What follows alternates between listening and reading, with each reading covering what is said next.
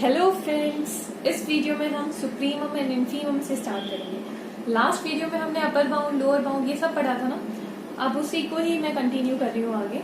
तो अब हम सुप्रीमम और इन्फीमम देखेंगे ये क्या होता है। तो सबसे पहले मैं डिफाइन करती हूँ सुप्रीमम को। ठीक है, किसी भी सेट का सुप्रीमम ऑफ सेट ए क्या होता है, किसी भी सेट का सुप्रीमम क्या होता है। तो हमने अपर बाउंड पढ़ा था। ठीक है, तो अगर मैं सेट ए का अपर बाउंड बोलूं तो मैंने पहले भी बताया था आपको कि किसी भी सेट के इनफाइनेटली मैनी अपर बाउंड होते हैं। अगर आप बोल रहे हो कि अपर बाउंड एग्जिस्ट करता है तो infinitely many upper bound exist करते हैं। क्यों? क्योंकि अगर सपोज करो मैं बोल रही हूँ अपर बाउंड ऑफ सेट ए वो मेरा एक्स है। ठीक है, तो एक्स से बड़े जितने भी नंबर हो जाएंगे, ठीक है, ऑल के greater than equals to x, वो सारे मेरे अपर बाउंड हो जाएंगे सेट ए के। ठीक है, जब x से बड़ा ही नंबर उस सेट ए के अंदर नहीं है तो k से बड़ा तो पॉसिबल ही नहीं है, क्योंकि ये तो x से भी बड़ा है। ठीक है, तो k ऐसे इनफाइनेटली मैनी पॉसिबल है, तो अपर बाउंड किसी भी सेट के इनफाइनेटली मैनी पॉसिबल है। अच्छा, ये सब चीजें मैं बता चुकी हूँ आपको प्रीवियस वीडियो में। तो अब हम देखते हैं कि सुप्रीमम क्या होता है सेट ए। तो अपर बाउंड सेट ए की इनफाइनेटली मैनी पॉसिबल है ना, अगर पॉसिबल है तो इनफाइनेटली मैनी पॉसिबल है, अदरवाइज है नहीं। तो जो हमारा लीस्ट अपर बाउंड होता है ना किसी भी सेट का, उसको हम क्या बोलते हैं, सुप्रीमम बोलते हैं। ठीक है, अपर बाउंड किसी भी सेट का आप निकाल लोगे तो वो सबसे छोटा अपर बाउंड किसी भी सेट का, उसको हम सुप्रीमम बोलते हैं। Supremum of a set A is the least upper bound of set A. ठीक है, is the least upper bound of set ए। तो इसको डिनोट करते हैं ऐसे SUP ऑफ ए। ठीक है, और उसको मैं कैपिटल M से डिनोट कर दूंगी। Capital M is equals to supremum of A. तो फॉर एग्जांपल मेरा कोई सेट ए है और वो है 1 से 2 तक, 1 और 2 इंक्लूडेड है, 1 से 2 तक है, 1 और 2 इंक्लूडेड है। ठीक है, तो अब मुझे बताओ अपर बाउंड इसकी, अपर बाउंड 2 से बड़े जितने भी नंबर होंगे सारे अपर बाउंड है या 2 भी अपर बाउंड है। ठीक है, लेकिन सबसे छोटा अपर बाउंड कौन सा है इसका, 2 से छोटा कोई अपर बाउंड क्या है सेट ए के अंदर का? नहीं, 2 से छोटा कोई अपर बाउंड नहीं है। ठीक है, तो least upper bound of set ए क्या हो गया, 2। ठीक है, तो आप पहले ऐसे लिखो, अपर बाउंड अगर अपर बाउंड ऑफ ए अगर मैं बोलूं इज x है तो x मेरा ग्रेटर देन इक्वल्स टू 2 है। ठीक है, तो अब इसकी x की मिनिमम वैल्यू क्या होगी, 2, क्योंकि x वरना 2 से हमेशा बड़ा ही है। तो लीस्ट अपर बाउंड को लेना है, वो सुप्रीमम हो जाएगा। तो सुप्रीमम ऑफ ए हमारा क्या हो जाएगा, सुप्रीमम ऑफ ए हमारा हो जाएगा 2। क्लियर है? ठीक है, अब हमारा आता है सुप्रीमम के बाद इन्फीमम। क्या आता है, infimum of set A, INF से डिनोट करते हैं हम इसे। तो इन्फीमम ऑफ सेट ए क्या होता है, तो हमने लोअर बाउंड भी पढ़ा था। ठीक है, तो इन्फीमम किसी भी सेट ए का is the greatest lower bound of the set ए। क्या होता है, greatest lower bound of set A. ठीक है, ग्रेटेस्ट लोअर बाउंड हमारा इन्फीमम होगा। जैसे इसी एग्जांपल को ले लेती हूँ 1 2। तो आप इसमें मुझे लोअर बाउंड बताओ। अगर लोअर बाउंड मेरा x है तो x should be less than equals to 1 होना चाहिए। तो ग्रेटेस्ट लोअर बाउंड कौन सा हो जाएगा, ग्रेटेस्ट लोअर बाउंड 1 हो जाएगा, क्योंकि बाकी तो सब 1 से छोटे होंगे। ठीक है, तो ग्रेटेस्ट लोअर बाउंड 1 हो गया, तो इन्फीमम ऑफ सेट ए क्या हो जाएगा, वो 1 हो जाएगा। तो समझ आया होगा आप सभी को कि सुप्रीमम मेरा स्मॉलेस्ट लोअर बाउंड होता है, सॉरी स्मॉलेस्ट अपर बाउंड होता है, और इन्फीमम मेरा ग्रेटेस्ट लोअर बाउंड होता है। ठीक है, अब हम कुछ एग्जांपल्स लेके चलते हैं। जैसे मेरा फर्स्ट एग्जांपल है set n of natural number. First example है मेरा set n of natural number. तो नेचुरल नंबर का सेट होता है 1 2 3 4, यही होता है, ऐसे चलता चला जा रहा है। फिर इसमें मुझे सुप्रीमम और इन्फीमम बताना है। तो सुप्रीमम और इन्फीमम से पहले मैं अपर बाउंड और लोअर बाउंड देख लेती हूँ।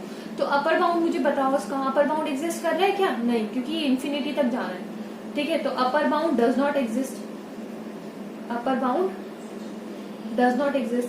तो जब अपर बाउंड ही एग्जिस्ट नहीं कर रहा तो सुप्रीमम ऑफ n वो भी एग्जिस्ट नहीं करेगा। ठीक है, अब हम लोअर बाउंड देखते हैं। तो लोअर बाउंड अगर मेरा x है तो x should be less than equals to 1 होगा, क्योंकि 1 से छोटा कोई भी वैल्यू नहीं है।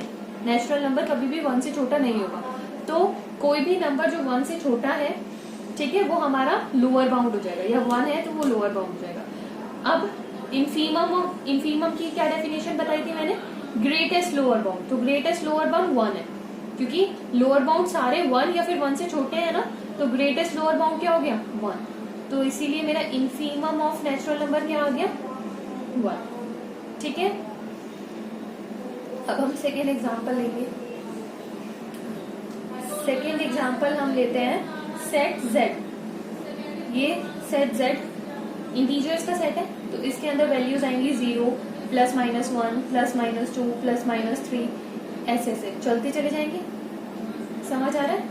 चलते चले जाएंगे। तो ये जो इंटीजर्स का सेट है, इसका ना तो इनफीमम है और ना ही सुप्रीमम है। इसके पास ना तो इनफीमम है ना ही सुप्रीमम है। क्यों नहीं है इनफीमम? क्योंकि आपने पहले भी मैंने इसका एग्जांपल लिया था लोअर बाउंड और अपर बाउंड में। क्या इसका लोअर बाउंड एग्जिस्ट कर रहा है? नहीं। माइनस में आप देखिए -1, -2, -3, -4 ऐसे −∞ तक जाएगा।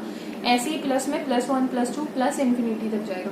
तो इसका लोअर बाउंड और अपर बाउंड एग्जिस्ट नहीं करता, इसीलिए उसका सुप्रीमम और इनफीमम भी एग्जिस्ट नहीं करता। ठीक है, अब थर्ड एग्जाम्पल हमने लिया है सेट S। तो सेट S है हमारा 1, 1/2, 1/3, 1/4, 1/5। तो मैंने इसको बताया था, अगर मैं बोलूं कि n belongs to set this, तो n मेरा हमेशा 0 से तो बड़ा होगा, 0 भी कभी नहीं होगा एक्चुअल में, 0 से बड़ा होगा और 1 से छोटा होगा और 1 के बीच में। ठीक है, तो इसका इनफीमम क्या हो जाएगा?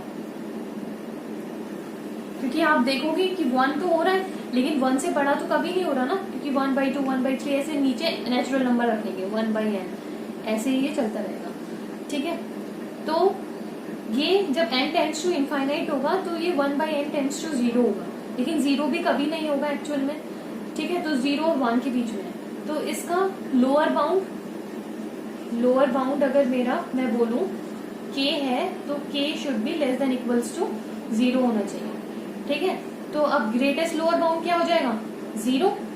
ठीक है, तो ग्रेटेस्ट लोअर बाउंड मेरा क्या होता है? इनफीमम। तो इनफीमम मेरा इस सेट का S का हो गया 0। ठीक है, और सुप्रीमम क्या हो जाएगा? सुप्रीमम होता है लोएस्ट लीस्ट अपर बाउंड। ठीक है, तो अपर बाउंड इसका अगर मैं बोलूं x अपर बाउंड है, तो x मेरा 1 से बड़ा या फिर 1 होना चाहिए। तो लीस्ट अपर बाउंड क्या हो जाएगा? 1। ठीक है, बाकी क्योंकि अपर बाउंड 1 से बड़े होंगे, तो सुप्रीमम ऑफ s क्या हो जाएगा? 1। क्लियर है यार? अगर कोई भी डाउट आ रहा है ना कहीं भी, तो आप एग्जाम्पल स्पेसिफाई करके कि ये वाले एग्जाम्पल में मुझे ये डाउट है, आप कमेंट सेक्शन में कमेंट कर देना। ठीक है, फिर मैं बता दूंगी, क्लियर कर दूंगी उसको। वैसे मैं कोशिश करूंगी कि आपको कोई डाउट ना ही है। तो थर्ड हो गया मेरा एग्जाम्पल। अब मैं एक और एग्जाम्पल ले लेती हूँ, जैसे कि सेट S है 1, 2, 3, 4 ऐसे करके 10 तक जा रहा है। तो इसमें तो आपको दिख रहा है कि 1 मेरा सबसे छोटा नंबर है और 10 मेरा सबसे बड़ा नंबर है। तो लोअर बाउंड क्या हो गया? लोअर बाउंड मेरे 1 या फिर 1 से छोटे। तो लीस्ट लोअर बाउंड क्या हो गया? सॉरी, ग्रेटेस्ट लोअर बाउंड क्या हो गया? 1। ठीक है, तो ग्रेटेस्ट लोअर बाउंड मेरा क्या होता है? इनफीमम। तो इनफीमम ऑफ S क्या हो गया मेरा? 1। ठीक है, और सुप्रीमम क्या होता है? Upper bound, greatest upper bound. तो अपर बाउंड या तो 10 होगा या 10 से बड़े नंबर होंगे, कोई भी रियल नंबर ग्रेटर देन 10। तो जो लीस्ट अपर बाउंड होगा वो क्या हो गया मेरा? 10। ठीक है, तो सुप्रीमम ऑफ S इज 10। तो infimum of S is 1 and supremum of S is 10। ठीक है, अनदर एग्जाम्पल, ये मेरा सेट है -1, -1/2, -1/3 ऐसे करके, मतलब -1/n ऐसे चलता जाएगा। ठीक है, तो आप ये भी आप देख रहे हो निगेटिव में चल रहा है। जैसे हमने पहले लिया था 1, 1/2, 1/3, तो वो तो हमारा 0 से 1 था के बीच में था, और ये कहाँ से होगा? हमारा 0 से -1 के बीच में होगा। ऐसे होगा कि -1 है और यहाँ 0 है, तो इसी के बीच में नंबर आएगा, क्योंकि n टेंड्स टू इन्फिनिटी, तो -1/n टेंड्स टू इन्फिनिटी। ठीक है, तो 1/n टेंड्स टू इन्फिनिटी, तो ये 1/n टेंड्स टू 0 और -0 0 सब बराबर होता है। ठीक है, तो ये इधर की तरफ जा रहा है। समझ आया? तो इसका इन्फीमम कितना हो गया? इन्फीमम हमारा होता है ग्रेटेस्ट लोअर बाउंड। तो लोअर बाउंड मेरा -1 है और -1 से जितनी भी छोटी नंबर है वो सारे हैं, तो ग्रेटेस्ट लोअर बाउंड मेरा -1 हो गया। तो इन्फीमम ऑफ दिस, से this is the set S, तो सेट एस का इन्फीमम हो गया मेरा -1। और सुप्रीमम क्या हो गया?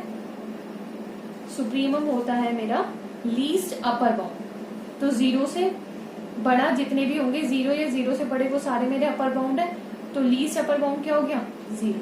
तो सुप्रीमम ऑफ एस इज 0। ठीक है, दूसरा एग्जांपल लेती हूँ। जैसे कि ये एक एग्जांपल हो गया, S is equals to 1 plus -1 raise to power n over n, और n belongs to natural number. ये भी एग्जांपल मैंने लोअर बाउंड और अपर बाउंड में लिया था। ठीक है, तो ये कैसे जाएगा? ये जाएगा 1 प्लस -1। ठीक है, 1 प्लस 2 रखोगे जब, तो 1/2, फिर 1 - 1/3, 1 + 1/4, 1 - 1/5, ऐसे ही चलता चला जाएगा। तो आप पॉजिटिव वाले देखोगे, मतलब प्लस वाले देखोगे, 1 + 1/2, 1 + 1/4, तो 1/2 मैक्सिमम है, फिर प्लस 1/4, 1/5, वो 1/6, ये तो सब क्या होते चले जाएंगे? कम होते चले जाएंगे ना। तो ये तो मैक्सिमम है, 1 में मैक्सिमम ऐड हो रहा है 1/2, इससे ज्यादा कहीं ऐड नहीं हो रहा है। 1/4 ऐड होगा, फिर 1/6 ऐड होगा, फिर 1/8 ऐड होगा, तो मैक्सिमम 1/2 ऐड हो रहा है, और ये तो मेरा 0 ही हो गया। ठीक है, तो मैक्सिमम वैल्यू मेरी इसकी क्या हो गई? 1 + 1/2, दैट इज 3/2। और मिनिमम वैल्यू कितनी हो गई इसकी? मिनिमम वैल्यू क्या है? 1 - 1/3। ठीक है, ये 1/3, फिर इसमें से आप थोड़ा और ज्यादा हटा रहे हो, लेकिन ये हमेशा पॉजिटिव आएगा। देखो, क्योंकि 1/3 या फिर 1/n भी ले लेते हो ना आप, कोई भी, मतलब ये तो और कम होता चला जाएगा। सबसे ज्यादा तो आप यही हटा रहे हो उसमें से। ठीक है, या फिर ये हटा रहे हो, तो मिनिमम वैल्यू मेरी 0 होगी, क्योंकि ये नंबर हमेशा पॉजिटिव ही आएंगे। तो मिनिमम मेरी क्या हो गई? 0। तो इन्फीमम मेरा क्या हो गया इसका, सेट का? 0। Infimum is the greatest lower bound. ठीक है, तो वो 0 हो गया। और सुप्रीमम क्या हो गया? Least upper bound. तो सुप्रीमम इसका क्या हो गया? 3/2, क्योंकि इसकी वैल्यू हमेशा 0 से 3/2 के बीच में जाएगी। समझ आया? अब हम नेक्स्ट प्रॉपर्टीज देखेंगे सुप्रीमम और इन्फीमम की। तो हमारी पहली प्रॉपर्टी आती है इसमें कि इन्फीमम ऑफ सेट ए, अगर वो एग्जिस्ट करता है तो वो यूनिक होगा। ठीक है, अब आपको पता है लोअर बाउंड तो आपके कितने सारे भी हो सकते हैं, इनफाइनेटली मैनी होते हैं अगर एग्जिस्ट करते हैं, लेकिन वो ग्रेटेस्ट लोअर बाउंड तो एक ही होता है ना। ठीक है, लोअर बाउंड तो इनफाइनेटली मैनी थे, लेकिन ग्रेटेस्ट लोअर बाउंड तो एक ही था ना। और ग्रेटेस्ट लोअर बाउंड मेरा क्या था? इन्फीमम था। तो इन्फीमम अगर एग्जिस्ट करेगा तो वो यूनिक ही होगा ना। एक ही पॉसिबल है, एक से ज्यादा तो पॉसिबल है नहीं, तो वो यूनिक होगा हमेशा। ठीक है, same is the case with supremum, कि अगर सुप्रीमम किसी सेट ए का एग्जिस्ट करता है तो वो भी यूनिक होगा। तो सेकेंड जो प्रॉपर्टी है वो सुप्रीमम की है। तो supremum of set A if exist is unique. ठीक है, और थर्ड प्रॉपर्टी है हमारी the smallest member of set A if it exist is the infimum of the set ए।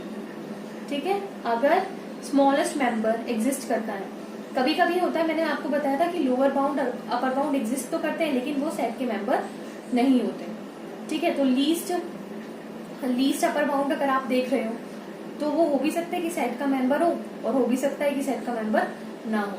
लेकिन अगर सेट का मेंबर, अगर आपको स्मॉलेस्ट मेंबर सेट का मिल जाता है तो वो हमेशा इन्फीमम होगा सेट का। ठीक है, स्मॉलेस्ट मेंबर हमेशा सेट का इन्फीमम होगा। तो अगर आपको इन्फीमम ढूंढना है तो डायरेक्ट आप क्या ढूंढोगे?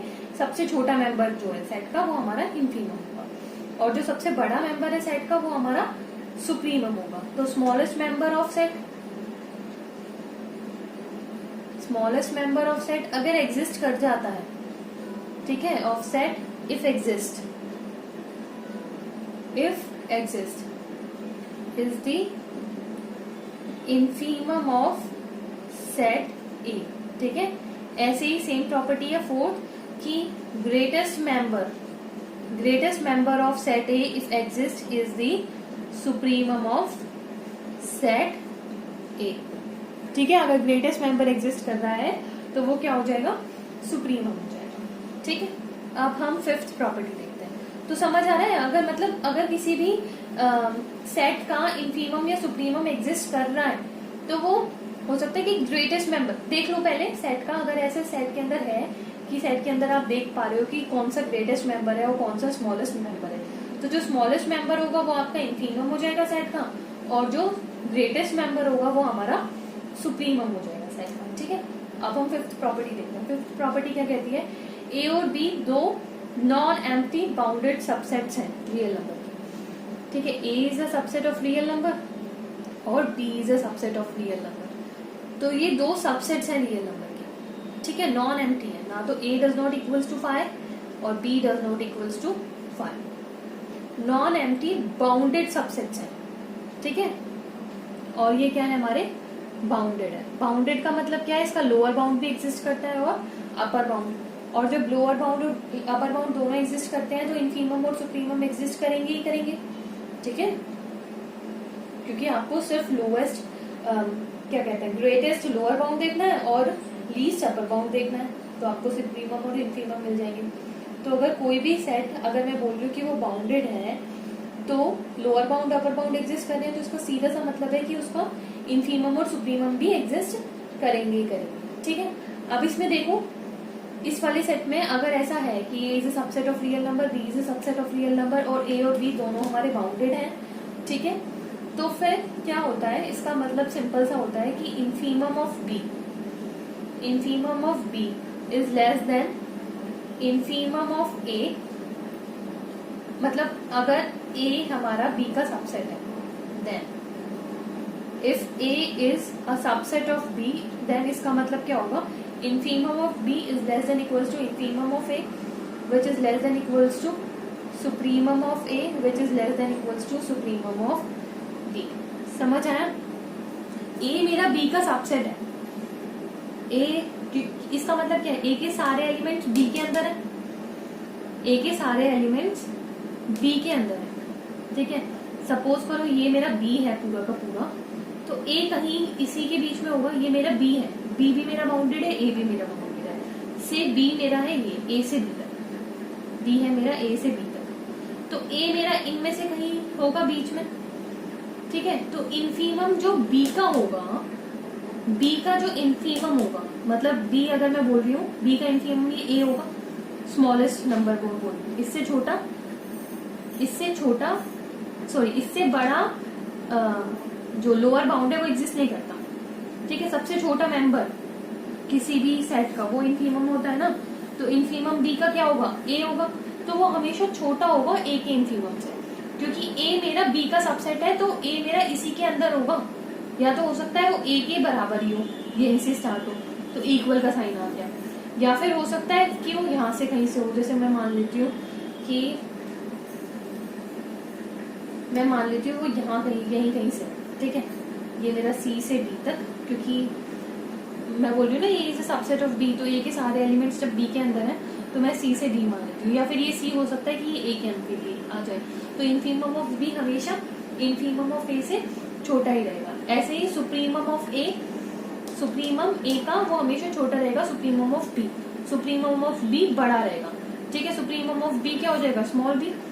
इस कंडीशन में देखो सुप्रीमम ऑफ बी क्या है मेरा, स्मॉल बी है ना, यहाँ से देखो सबसे बड़ा मेंबर सेट बी का वो स्मॉल बी है, दिख रहा है या नहीं, ठीक है, वो स्मॉल बी है, तो उससे बड़ा तो कोई पॉसिबल ही नहीं है, क्योंकि सेट ए हमारा बी के अंदर ही आना है, तो इस रेंज से बाहर नहीं जा सकते, मतलब इससे ए से छोटा मेंबर सेट ए का पॉसिबल नहीं है और बी से बड़ा मेंबर सेट ए का पॉसिबल नहीं है, तो infimum of B is always less than equals to infimum of A और supremum of A is less than equals to supremum of B. ये तो समझ आ गया होगा, ठीक है।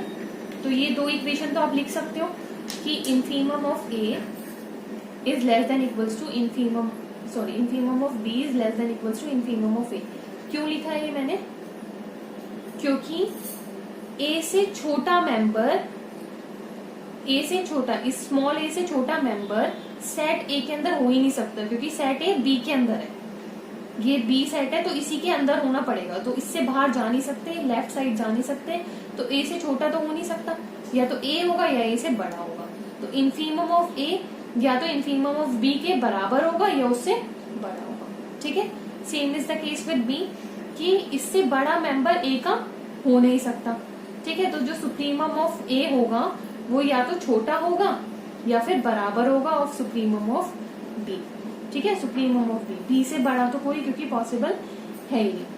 अब आपको पता है इन्फीमम, किसी भी सेट का इन्फीमम छोटा होता है कि सुप्रीमम? ऑब्वियसली बात है, इन्फीमम मैंने बोला स्मॉलेस्ट मेंबर जो होगा किसी भी सेट का वो इन्फीमम होगा। सुप्रीमम क्या होगा? जो लार्जेस्ट मेंबर होगा किसी भी सेट का। तो इन्फीमम ऑफ कोई भी सेट ए ले लिया है तो is less than equals to supremum of set A. ठीक है, अब इन तीनों इक्वेशन से देखो, इन तीनों इक्वेशन को ज्वाइन कर दो। Infimum of B is less than equals to infimum of A, infimum of A is less than equals to supremum of A, and supremum of A is less than equals to supremum of B. तो ये वाली line clear है? तो अगर A B का सबसेट है तो ये हमारा होगा। क्लियर है?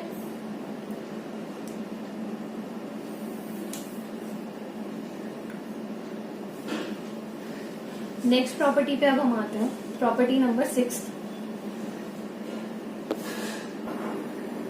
तो देखो, हमने जो पहले वाली प्रॉपर्टी प्रूव की थी, ठीक है, उसमें हमने ये रिजल्ट लगाया था कि अगर मेरा ए बी का सबसेट है और बी रियल नंबर का सबसेट है और ए मेरा एम्प्टी सेट नहीं है, ए एम्प्टी सेट नहीं है तो बी भी नहीं होगा और रियल नंबर तो है ही नहीं एम्प्टी सेट। तो अगर बी बाउंडेड अबव है तो supremum of A is less than equals to supremum of B है। ठीक है, तो मैंने पहले ही बोला था कि अगर बी बाउंडेड अबव है, हम मान रहे हैं कि बी, हमने पहले भी माना था दोनों सेट हमारे बाउंडेड है, ए बी और बी बी, उसमें बाउंडेड अबव भी माना था और बाउंडेड बिलो भी माना था। और वैसे भी जब अगर मेरा बी बाउंडेड हो गया सेट तो ए बी का सबसेट है तो ए तो खुद से बाउंडेड हो जाएगा। ठीक है, ये मैंने पहले प्रॉपर्टी बताई थी आपको, अपर बाउंड और लोअर बाउंड में प्रॉपर्टीज बताई थी। ठीक है, तो अगर आपको नहीं पता है ना तो प्लीज वो वीडियो जाके चेक कर लो, इससे पहले वाली वीडियो में मैंने बताया हुआ है। तो B इज बाउंडेड अबव, तो जो सुप्रीमम ऑफ A होगा is less than equals to supremum of B, कि मैं इसको B को मान लेती हूँ कि ये बाउंडेड अबव है। तो ये मैंने कोई कैपिटल K लिया कि कैपिटल K से बड़ा मेंबर B के अंदर नहीं है। ठीक है, K से बड़ा है मेंबर नहीं है, बल्कि सुप्रीमम कैपिटल K, तो K से सारे छोटे ही होंगे क्योंकि B के अंदर A के सारे एलिमेंट्स हैं। तो A का जो सुप्रीमम होगा वो K होगा या फिर K से छोटा होगा, क्योंकि वो B के अंदर ही आएगा ना, B से बाहर नहीं जाएगा। ठीक है, तो जब B के अंदर ही कोई K से बड़ा एलिमेंट नहीं है तो वो A के अंदर भी नहीं होगा। तो जो सुप्रीमम ऑफ A होगा वो या तो K होगा या K से छोटा होगा। तो supremum of A is less than equals to supremum of B। ठीक है, सिमिलरली कि अगर मेरा मैं बोलूं कि B बाउंडेड बिलो है, ठीक है, ये बाउंडेड अबव था, ये बाउंडेड बिलो है, कि मतलब इसका लोअर बाउंड भी एग्जिस्ट कर रहा है। तो अब मैं बोल रही हूँ इसका इन्फीमम K है। ठीक है, कि सुप्रीमम वो infimum of this B is small K। ठीक है, तो मतलब स्मॉल K से छोटा मेंबर मेरा B के अंदर नहीं है। तो क्योंकि A मेरा B के अंदर है, A सेट मेरा B के अंदर है, तो उसका भी कोई भी मेंबर स्मॉल K से छोटा नहीं होगा। ठीक है, कोई भी मेंबर जब स्मॉल K से छोटा नहीं होगा तो इन्फीमम A का या तो स्मॉल K से बड़ा होगा या स्मॉल K होगा। ठीक है, तो जाहिर सी बात है इन्फीमम ऑफ A या तो बड़ा होगा या बराबर होगा ऑफ इन्फीमम ऑफ B। ठीक है, यही प्रॉपर्टी मैंने इससे पहले जो मैंने प्रॉपर्टी बताई थी, फिफ्थ प्रॉपर्टी, उसमें यूज की है। ठीक है, कि supremum of A is less than equals to supremum of B and infimum of B is less than equals to infimum of A। अब इन दोनों से लिख दिया, infimum of A B is less than equals to infimum of A which is less than equals to supremum of A which is less than equals to supremum of B। ठीक है, अब हमारी नेक्स्ट प्रॉपर्टी आती है 7th। तो next property हमारी ये है 7th कि ए मेरा आर का सबसेट है और बी भी मेरा रियल नंबर का सबसेट है और दोनों ही मेरे नॉन एम्प्टी सेट्स हैं। A does not equals to 5 और B does not equals to 5। तो अगर मैं लेट कर रही हूँ कि एस मेरा कोई सेट है, उसको मैंने डिफाइन किया है एक्स प्लस वाई, जिसमें से एक्स में ए में से लूंगी और वाई में बी में से लूंगी। ठीक है, तो एक मैंने सेट बना दिया एक्स प्लस वाई, जिसमें मैं एक्स ए में से लूंगी और वाई बी में से लेती हूँ। ठीक है, अब मैं बोल रही हूँ कि ए और बी दोनों के पास इन्फीमम है, तो एस का इन्फीमम क्या होगा? एस का इन्फीमम होगा infimum of A plus infimum of B, क्योंकि एस के अंदर जो मेंबर आ रहे हैं वो एक ए से आ रहा है प्लस एक बी से आ रहा है। ठीक है, एक्स प्लस वाई। ठीक है, तो अब आप बताओ इसकी वैल्यू मिनिमम इन्फीमम के लिए क्या करते हैं? मिनिमम वैल्यू निकालते हैं ना किसी भी सेट की। जाहिर सी बात है, जब सेट ए के पास मिनिमम है, सेट बी के पास मिनिमम वैल्यू है, तो आप दो सेट के मेंबर्स को आपस में ऐड ही तो कर रहे हो, तो उनके पास भी मिनिमम वैल्यू होगी। ठीक है, अब मिनिमम वैल्यू ऑफ, अगर मैं बोलूं एक्स प्लस वाई की मिनिमम वैल्यू बताओ, तो ये तो पॉजिटिव साइन है, तो इसमें तो कोई फर्क नहीं पड़ेगा ना। तो वो क्या होगा? मिनिमम वैल्यू ऑफ एक्स की मिनिमम रखो plus minimum value of Y रख दो, तो minimum value of X plus Y आ जाएगी। ठीक है, तो वही हमने किया है। इन्फीमम ऑफ एस मेरा infimum of A plus infimum of B होगा। तो ये प्रॉपर्टी याद रखनी है, और सेम ये प्रॉपर्टी सुप्रीमम में भी होती है कि उसको आप प्रॉपर्टी 8 करके लिख लेना कि प्रॉपर्टी 8 है कि A is a subset of R, B is a subset of R, A does not equals to 5, B does not equals to 5, and S को हमने ऐसे डिफाइन किया। तो अगर ए और बी के पास सुप्रीमम है, ठीक है, तो सुप्रीमम एस का क्या हो जाएगा? Supremum of S is supremum of A, ठीक है, प्लस सुप्रीमम ऑफ बी। ठीक है, तो ये प्रॉपर्टी नंबर 8 लिख लेना। क्लियर है? अब हम नेक्स्ट प्रॉपर्टी पे चलेंगे, प्रॉपर्टी नंबर 9। तो देखो ये नेक्स्ट प्रॉपर्टी है हमारी, प्रॉपर्टी नंबर 9। तो इसमें क्या है कि ए और बी हमारे दो नॉन एम्प्टी बाउंडेड सेट्स हैं, नॉन एम्प्टी है, और दूसरा ये जो सेट्स हैं ए और बी पॉजिटिव नंबर्स ही हैं इन सेट्स के अंदर। ठीक है, तो एक हमने एस सेट बनाया है जिसके अंदर हम दो एलिमेंट्स ले रहे हैं, दो एलिमेंट्स की मल्टीप्लीकेशन कर रहे हैं। वो दोनों एक्स और वाई हमारे पॉजिटिव नंबर है, क्योंकि ए और बी के अंदर जो मेंबर्स हैं वो सारे हमारे पॉजिटिव है। ठीक है, तो S is equals to x y, वो भी हमारा एक्स वाई भी पॉजिटिव होगा, पॉजिटिव की पॉजिटिव से मल्टीप्लाई कर रहे हो तो। ठीक है, तो अगर मेरा ए और बी ये मेरे बाउंडेड सेट है, तो पक्का है कि एक्स वाई आप इन दोनों के एलिमेंट को मल्टीप्लाई ही तो कर रहे हो, तो वो भी मेरा बाउंडेड सेट होगा। तो एस भी मेरा बाउंडेड सेट है। ठीक है, तो सुपीरियर ऑफ एस क्या होगा? सुप्रीमम ऑफ एस क्या होगा? तो वो supremum of A into supremum of B. तो डू रिमेम्बर दिस कि ये पॉजिटिव नंबर, ये जो बाउंडेड सेट है ये पॉजिटिव नंबर का है। ठीक है, पॉजिटिव नंबर का है, इसीलिए हमने इन दोनों की मल्टीप्लाई की है, मल्टीप्लाई करके लिख दिया कि जो सुप्रीमम एस का होगा वो supremum of A into supremum of B होगा। वो क्यों कर दिया है हमने? क्योंकि ये एक्स और वाई पॉजिटिव है, अगर ये पॉजिटिव नहीं होते तो हम ऐसा नहीं लिख सकते थे। ठीक है, तो प्रीवियस वाली उसमें प्रॉपर्टी में हमने देखा हम एडिशन में लिख रहे थे, यहाँ पर हम मल्टीप्लीकेशन में लिख रहे हैं। लेकिन मल्टीप्लीकेशन के टाइम पे बस आपको यही याद रखना है कि जो एक्स और वाई है हमारे, ये दोनों पॉजिटिव होने चाहिए। ठीक है, तो मतलब ए और बी के जो मेंबर्स हैं वो सारे के सारे पॉजिटिव होने चाहिए, तभी हमारा सुप्रीमम ऑफ एस आप लिख सकते हो कि वो supremum of A into supremum of B है। ऐसे ही सिमिलरली आप इन्फीमम के लिए लिख सकते हो infimum of S is equals to infimum of A into infimum of B. आप ये सारी प्रॉपर्टीज याद रखना। ठीक है, आगे ना ये सारी प्रॉपर्टीज मैं डायरेक्ट यूज करूंगी, वहां पर मैं समझाने नहीं बैठूंगी कि ये प्रॉपर्टी क्यों है, ऐसे क्यों लिखा है, तो समझ आ रहा है ना। अब हम नेक्स्ट प्रॉपर्टी देखेंगे। अब देखो ये है हमारी 10th प्रॉपर्टी। तो 10th प्रॉपर्टी में वही है कि ए और बी हमारे नॉन एम्प्टी सबसेट्स हैं आर के, और ए और बी हमारे दोनों बाउंडेड है। ठीक है, ए और बी दोनों बाउंडेड है, और ऐसा हमने कोई एक फंक्शन डिफाइन किया है एज एक्स माइनस वाई, जिसमें हम एक्स ए से लेंगे और वाई बी से लेंगे। तो अब हमें सुप्रीमम चाहिए एस का, तो ये दोनों बाउंडेड है, तो इसके अंदर इसी के एलिमेंट्स आ रहे हैं, तो ये भी बाउंडेड होगा फॉर श्योर। लेकिन अब सुप्रीमम क्या होगा? सुप्रीमम किसी भी सेट का उस सेट की मैक्सिमम वैल्यू होती है। ठीक है, तो x माइनस वाई की मैक्सिमम वैल्यू क्या है कि x को तो हम चाहते हैं कि x माइनस वाई की मैक्सिमम वैल्यू कब आएगी, इसकी हमें मैक्सिमम वैल्यू निकालनी है। तो इसको तो आप मैक्सिमम लो, और इसमें से सबसे छोटी चीज अगर आप माइनस करोगे, मैक्सिमम में से आप जितना थोड़ा माइनस कर सकते हो वो उतना ही नंबर उतना ही बड़ा होगा। ठीक है, ज्यादा से ज्यादा वाले नंबर में कम से कम माइनस करोगे तो वो मुझे नंबर बड़ा से बड़ा मिलेगा। ठीक है, तो सुप्रीमम एस का क्या हो जाएगा, तो एक्स हम कहाँ से ले रहे हैं, ए से, तो वो हमारा सुप्रीमम ऑफ ए लिया है। ठीक है, यहाँ हमने मैक्सिमम मतलब जो मैक्सिमम नंबर है इसका, कि जो ग्रेटेस्ट नंबर है मेंबर है ए का, वो हमने यहाँ पे ले लिया, और उसमें से हम माइनस करेंगे least member y of B का।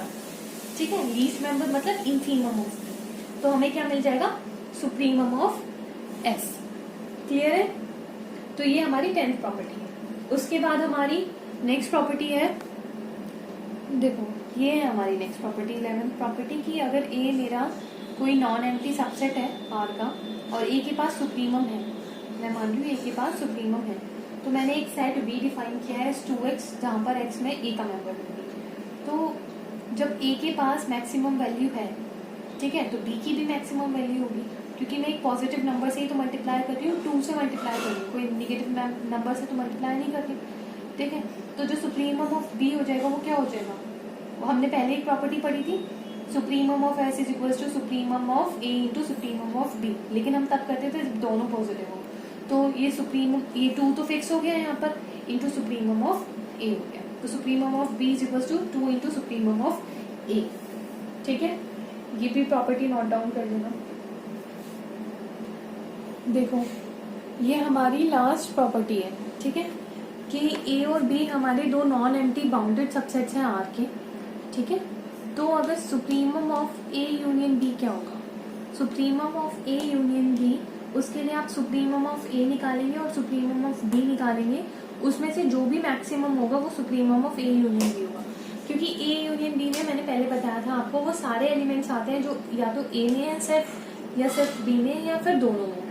ठीक है, तो मैक्सिमम जो सुप्रीमम ऑफ ए होगा वो मैक्सिमम वैल्यू, मतलब ए के अंदर जितने भी मेंबर्स हैं, ठीक है, उसकी जो मैक्सिमम वैल्यू होगी वो सुप्रीमम ऑफ ए होगा। सुप्रीमम ऑफ बी मेरी ग्रेटेस्ट वैल्यू जो होगी बी की वो होगा।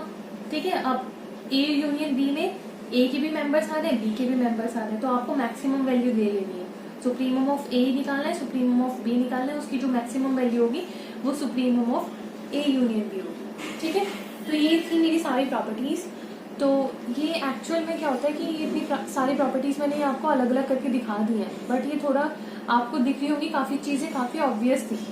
ठीक है, हम डायरेक्ट यूज कर लेते हैं, लेकिन फिर भी मैंने आपको थोड़ा समझा दिया है सो दैट कि आगे कोई प्रॉब्लम ना हो, है ना। अब हम थोड़ा एग्जाम्पल ले लेते हैं। एक हमारा एग्जाम्पल है, देखो इस एग्जाम्पल में मुझे इस एस का सुप्रीमम और इंफीमम फाइंड आउट करना है, और ये एस चल रहा है मेरा ऐसे कि पहला मेरा मेंबर है 1, दूसरा मेंबर है इसका 1 + 1/2, तीसरा मेंबर है 1 + 1/2 + 1/2 रेज़ टू पावर 2। ठीक है, फिर फोर्थ मेंबर है 1 + 1/2 + 1/2 raise to power 2 + 1/2 raise to power 3। ठीक है, ये फोर्थ मेंबर है, ऐसे फिफ्थ मेंबर है, ऐसे सिक्स्थ मेंबर है। ठीक है, ऐसी nth मेंबर मेरा क्या है, nth मेंबर वो क्या हो जाएगा 1 + 1/2 + 1/2 रेज़ टू पावर 2 प्लस ऐसे करते हुए + 1/2 रेज़ टू पावर n-1। ये मेरा nth मेंबर हो गया। ठीक है, तो ऐसे ही चलता जा रहा है, पता नहीं कहाँ तक। ठीक है, तो उसका मुझे सुप्रीमम और इंफीमम फाइंड करना है। तो आप एक चीज आप नोटिस कर पा रहे होंगे कि ये आप 1/2 करो, फिर 1/2 स्क्वायर करो, ये नंबर वो छोटा होता जा रहा है। ये मैक्सिमम था, फिर ये और छोटा, फिर ये और छोटा, फिर ये और छोटा। ठीक है, समझ आ रहा है, ये और छोटा। ठीक है, तो पहले तो देखो यहाँ तो 1 है, फिर इसमें 1 में कुछ ऐड हो रहा है, तो 1 तो मेरा मिनिमम हो गया, तो जो मिनिमम वैल्यू हो गई वो मेरी इंफीमम हो गया। तो इंफीमम क्या हो गया, एस का इंफीमम क्या हो गया 1, मिनिमम वैल्यू क्योंकि इसकी 1 है, बाकी आप देख रहे हो 1 में कुछ ना कुछ पॉजिटिव ऐड हो रहा है, तो वो वैल्यू बढ़ती जा रही है, तो ये वैल्यू मेरी बढ़ती जाएगी। तो अब कुछ ना कुछ पॉजिटिव ऐड हो रहा है हमेशा, तो मैक्सिमम वैल्यू के लिए मुझे nth टर्म लेनी पड़ेगी ना, और ये n मेरा इनफाइनाइट तक जा रहा है। मैक्सिमम वैल्यू के लिए मैंने nth टर्म ली और यहाँ पर ये मेरा n इनफाइनाइट की तरफ जा रहा है। ठीक है, तो अब मुझे इस सीरीज का समेशन बता दो, इसको मैं सम करना है, तो इसका सम क्या होगा? अब आप देखो इसमें क्या हो रहा है, 1 प्लस 1/2, ठीक है, 1/2 के साथ मल्टीप्लाई किया, plus 1/2 into 1/2 plus 1/2 into 1/2 into 1/2, यही तो हो रहा है, प्लस ऐसे ऐसे करके चलता जा रहा है। ठीक है, तो इसका समीशन क्या हो जाएगा इस सीरीज का? 1 minus 1/2 n over a minus n। ठीक है, a माइनस n क्या है, मतलब किसका मल्टीप्लाई हो रहा है? 1/2 का, 1/2। समझ आया? GP, तो ये क्या हो जाएगा? ये हो जाएगा 2 माइनस 1/2 n - 1। ठीक है, आप इसको 2 n ले लो, तो ये 2 n - 1 ऊपर चला जाएगा, 2 - 1। ठीक है, 2 - 1 1 हो जाएगा, तो ऊपर 2 n - 1 डिवाइडेड बाय, यहाँ ऊपर में 2 आ जाएगा, तो 2 n - 1 आ जाएगा टोटल में। ठीक है, 2 - 1/2 n - 1। तो ये 2 में से कुछ माइनस हो रहा है, n टेंड्स टू इनफाइनाइट है।